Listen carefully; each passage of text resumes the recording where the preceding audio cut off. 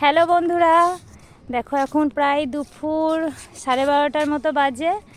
তো সকালে এতটা জল বেড়েছিল না, কিন্তু এখন যত বেলা হচ্ছে তত দেখছি জল বেড়েই যাচ্ছে বাড়ির নিচে।